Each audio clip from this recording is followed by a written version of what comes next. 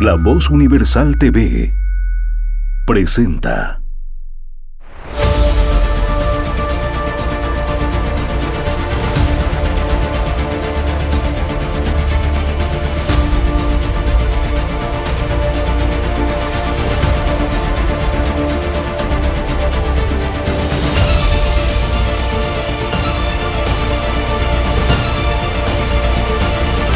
Comentando la Noticia con Daniel Pasquier. Noticia. Una vez más tenemos el grato placer de tener a la licenciada Susana Seleme con nosotros. Esta vez aprovechando su publicación en Pensadores del Oriente Boliviano, el tomo 2, con un ensayo sobre el regionalismo. Importante tema, si hay alguno de verdad importante para Bolivia.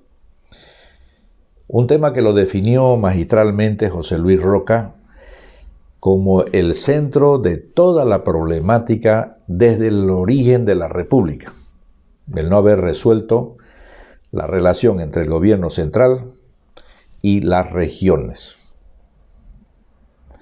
Por supuesto, mucha mezquindad, todo el poder para los que en ese momento dijeron que eran dueños de la independencia, y para nada el espacio a esos pueblos, naciones, distribuidos a todo lo ancho y lo largo del territorio de Bolivia.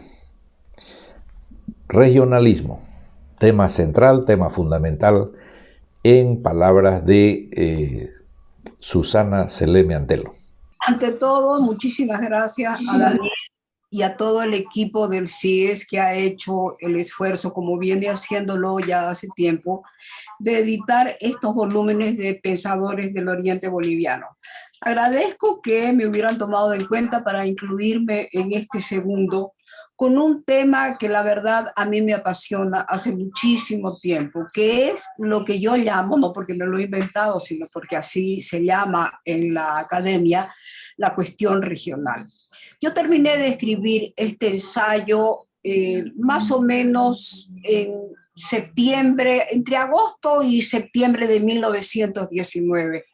Nadie pensaba en aquel momento cómo se iría a escribir o a desarrollar la historia de Bolivia, el devenir político de Bolivia, en apenas 2 meses más adelante, como fueron los meses de octubre y noviembre, por las elecciones generales del 18 de octubre y después por los 21 días de ese paro magnífico del cual fue protagonista la sociedad boliviana. Tampoco previmos que el grito de aquellos días, nadie se cansa, nadie se rinde, Evo de nuevo, huevo carajo, no hubiera sido el impedimento real para que el tirano, como lo llamó uno de los dirigentes de esos 21 días de paro, a Evo Morales, que salió huyendo y que hoy nuevamente, a pesar de que haya un presidente formal, es quien conduce, ejecute, manda y desgobierne Bolivia. ¿Y cómo lo hace? Está jugando el juego de todos los dictadores y autócratas del mundo, es decir, la eliminación del debate y la sustitución del argumento por el estigma. Yo le he dado vuelta mucho al tema de la cuestión regional, seguramente estimulada sobre todo por lo que llamo en el ensayo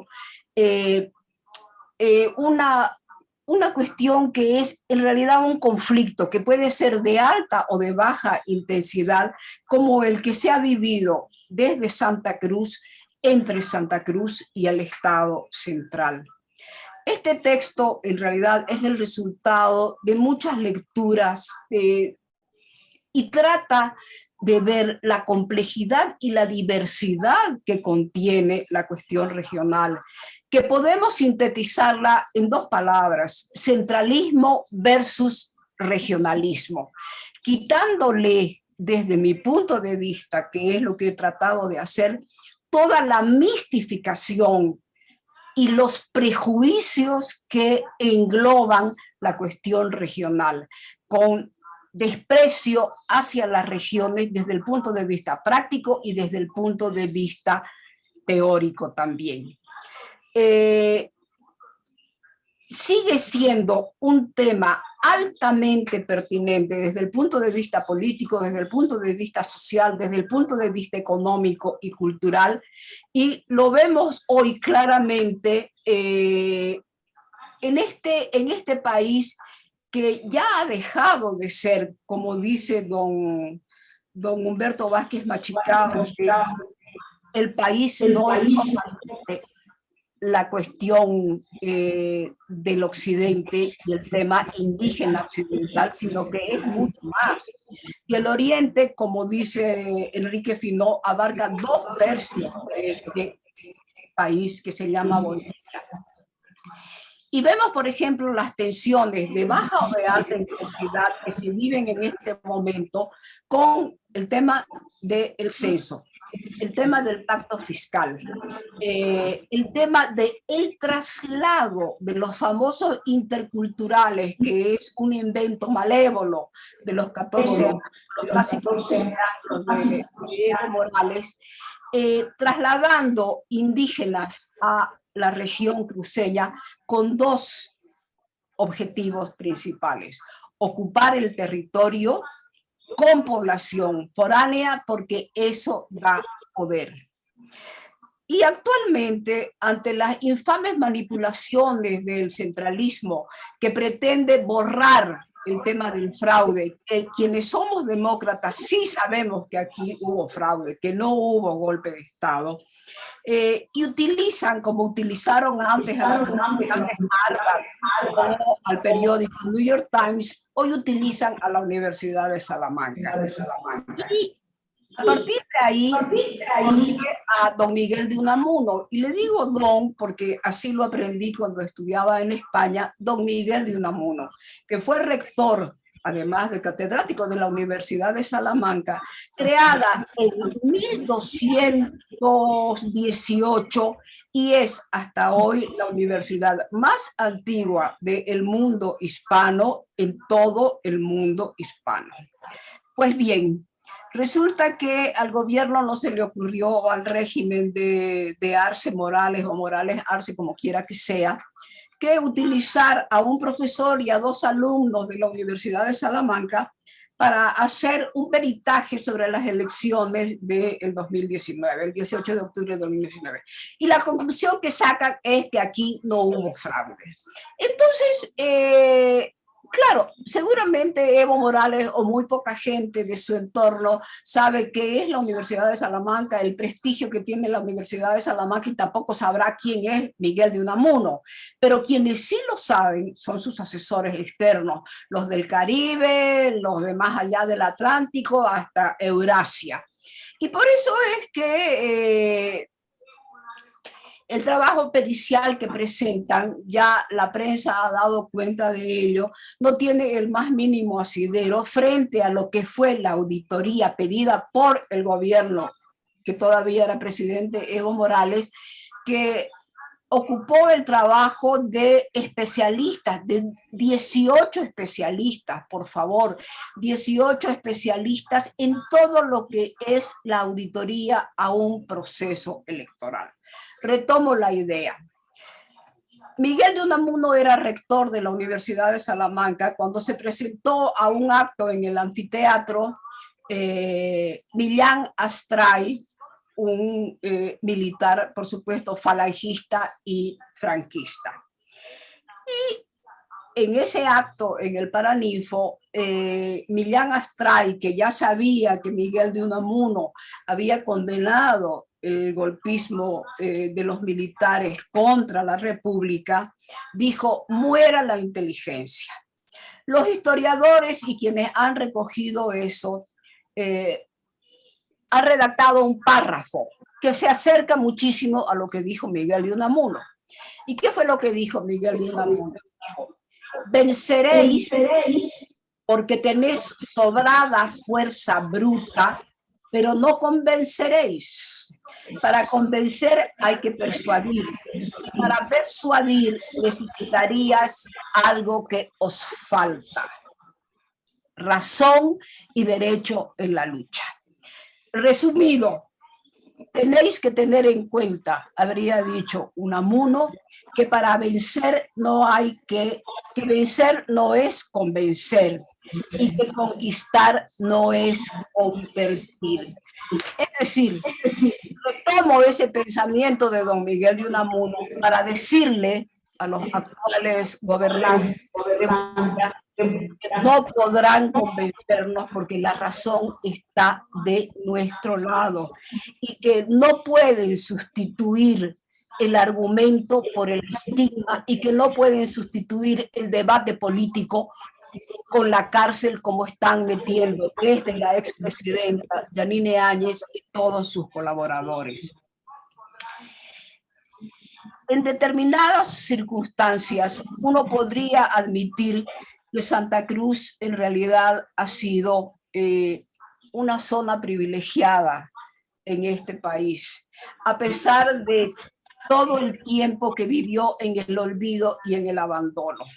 Y ahí hay que rescatar la fuerza de la gente que ha poblado este país, como el oriente boliviano, como rememoró Alcides Pareja hace un momento en una charla que tuvo, bueno, en otra circunstancia de esta misma Feria Internacional del Libro. Y nosotros deberíamos sentirnos orgullosos, no solamente de lo que hemos logrado ser ahora, a pesar del abandono, del olvido, del centralismo, a pesar de del permanente conflicto de alta o de baja intensidad, del mote que nos han puesto de separatistas, regionalistas, etcétera, etcétera. Y además de agradecer una vez más por la labor que hace Daniel y todo su equipo desde el CIES, quisiera terminar con algunos párrafos que yo he tomado, que yo he escrito en el ensayo de la cuestión regional y que responden al pensamiento de muchos autores extranjeros, nacionales y cruceños, precisamente sobre esto. Y, por ejemplo, Roberto Vila de Prado, un profesor de la René Moreno, que tengo entendido que ya falleció, tiene un trabajo extraordinario. Y, por ejemplo, dice que en determinadas circunstancias, cuando crece la competencia en unidades territoriales que no están separadas por fronteras, gana la credibilidad del argumento de que la autonomía política es necesaria para aumentar la competitividad económica. Y puedo irme mucho más atrás, al siglo pasado, que ya van a ser pronto 100 años, a don José Ortega y Gasset, que escribía en un periódico El Sol desde Madrid y que hablaba sobre las autonomías y decía: yo quiero una España con gobiernos autonómicos, y además lo decía así: la autonomía regional traerá consigo la multiplicación de la capitalidad, que la provincia sea lo menos provincia posible y lo más capital posible. Eso es lo que importa conseguir, las autonomías. Y nosotros seguimos peleando por las autonomías que, independientemente de todo lo que ha puesto Santa Cruz para que esto se logre, hoy son nada más que un membrete porque el gobierno central las ha mutilado, aunque están legalizadas en la Constitución Política del Estado. Y para terminar, me voy a referir a el siempre recordado Sergio Antelo, que decía, entre otras muchísimas cosas: la patria no son las banderas, no son los escudos. La patria es mi calle, mis plazas, mis cumpas, mis amores. Y yo les digo a ustedes, son mis amores. Muchísimas gracias. Una estupenda entrevista a Susana Selene. repetimos en la presentación en la Feria del Libro de Pensadores del Oriente Boliviano, el tomo 2. La alternativa positiva desde el Oriente, lo hemos repetido, lo han repetido muchas personas, y casi ya es conciencia nacional. Si algo pueden reencauzar a Bolivia por el sendero de un Estado moderno, un Estado justo, un Estado equitativo y, por supuesto, en democracia y con el respeto a las normas, a las leyes, a la Constitución, un Estado de derecho, aparentemente tiene que venir del Oriente. Toda la temática de violencia, del odio, del abuso de poder, la corrupción generalizada, parece enraizada en el gobierno central, que radica en el occidente. Es un Estado que, no vamos a decir no sirve para nada, porque no sé, para algo servirá, pero que no atiende las necesidades de los bolivianos. Seguimos siglo XXI en muchos lugares sin agua, en muchos lugares sin luz, en muchos lugares, por supuesto en la mayoría, sin un sistema de desecho, de cómo manejar las basuras, las aguas servidas, cómo cuidar el medio ambiente, cómo cuidar la naturaleza que nos rodea en cada lugar a los bolivianos. Porque si usted mira, ya con las imágenes satelitales que son tan fieles, pues lo que es el altiplano boliviano, de norte a sur, eso da pena.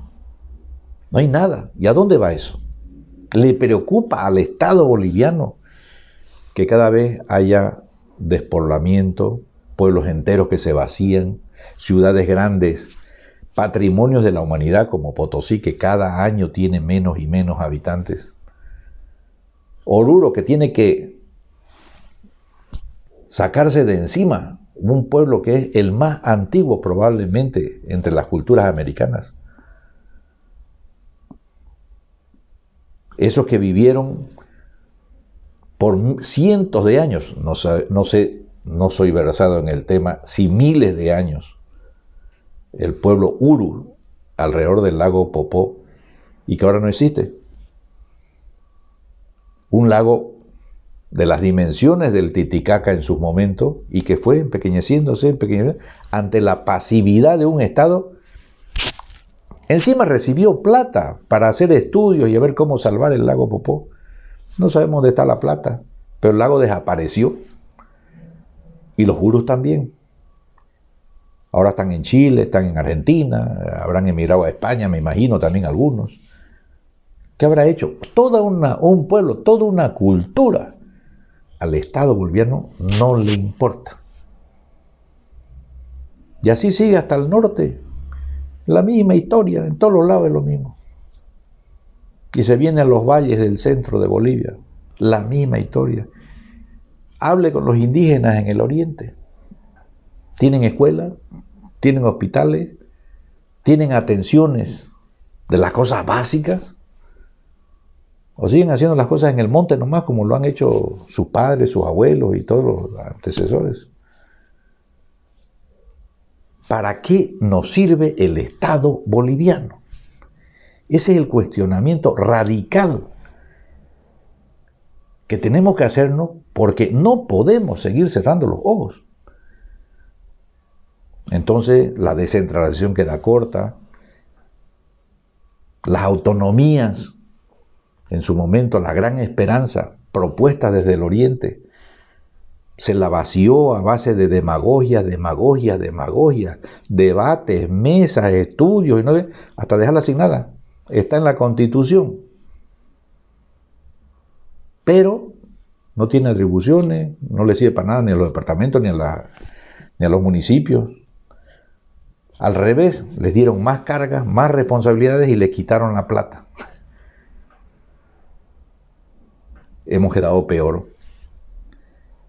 Y el abuso del gobierno central en el momento es casi, podríamos decirlo, histórico. Pocas veces, si ha habido alguna en Bolivia, ha habido tanto abuso de poder. Hace pocos días, por instrucciones, planificación, apoyo del gobierno central, se viene gente que no tiene nada que ver con el Oriente y le reparten las tierras en el Oriente. Y donde hay resistencia, porque hay gente que vive allí 20, 30, 40, 100 años, de lo que está registrado, por supuesto que vivían muchos antes, pero eran nómadas, entonces no estaban en un sitio. Bueno, deambulaban por todas las tierras del Oriente, pero cuando ya se han asentado, hay pueblos de más de 100 años asentados, pueblos indígenas asentados, como es en la Chiquitanía, y vienen unos señores, por supuesto con autos, con vagonetas, con plata, con Caterpillar, y además con el título bajo el brazo, que se lo da ilegalmente el Estado boliviano, el gobierno central, sin decir esta boca es mía, 25.000 títulos a repartir el 2 de agosto, entre gente que no tiene nada que ver con el Oriente. 25.000 títulos, multiplique por 50 hectáreas, que es más o menos, no es más o menos, es lo que dice la ley, que es la parcela que se entrega de forma gratuita para trabajos agrarios, forestales, lo que sea.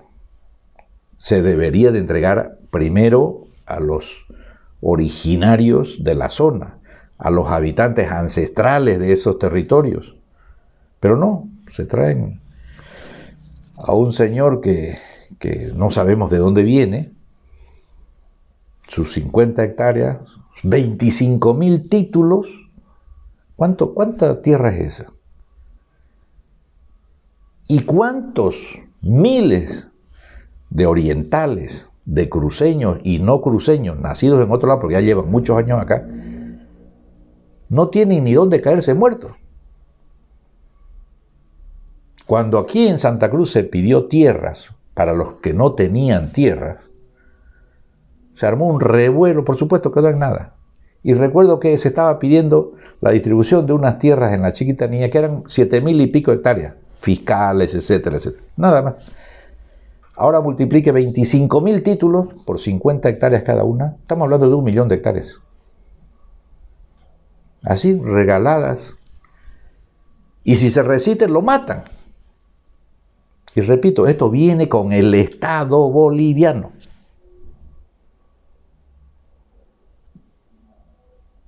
Este es el Estado que cuestionamos, este es el problema de fondo que Susana Seleme ha tratado al hablarnos del regionalismo, que no está resuelto. Hay muertos, hay golpeados, y el descaro de un ministro de gobierno que dice que ha muerto de COVID el señor. Claro, el COVID se come la nariz, le fractura las costillas, tiene reventado. Es mucho COVID esto es otra variante, este no es el COVID que conoce el mundo. Esta es una variante que rompe costillas, que rompe narices, que mete en coma a la gente. Es el COVID andino, es el COVID del Estado boliviano. Bueno, para que no quede en el aire, y por lo menos lo recordemos, era don Lino Peña Vaca,